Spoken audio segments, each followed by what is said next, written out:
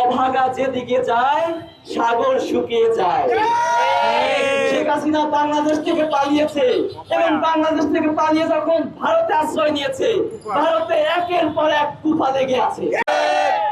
আমি ভারতের সরকারকে জানাতে চাই, বাংলাদেশ থেকে শিক্ষা নেন, শ্রীলঙ্কা থেকে শিক্ষা নেন।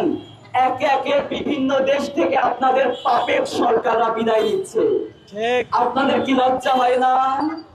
আমাদেরকে আরো বলতে হয়, খুব হাস্যরসাত্মক ভাবে বলতে হয়, অভাগা যেদিকে যায় সাগর শুকিয়ে যায়।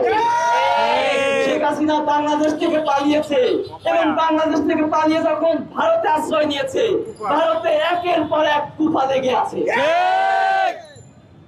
নরেন্দ্র মোদী, আপনাকে স্পষ্ট বলে দিতে চাই, আপনাদের এবং আমাদের মধ্যে যে বন্দি বিনিময় চুক্তি আছে সেটাকে অনুসরণ করে ফ্যাসিস্ট খুনি হাসিনা সহ, শহীদ ওসমান হাদির হত্যাকারী সহ যত ধরনের আসামি খুনি আপনারা আশ্রয় দিয়েছেন, সবাইকে বাংলাদেশে ফিরিয়ে দেন।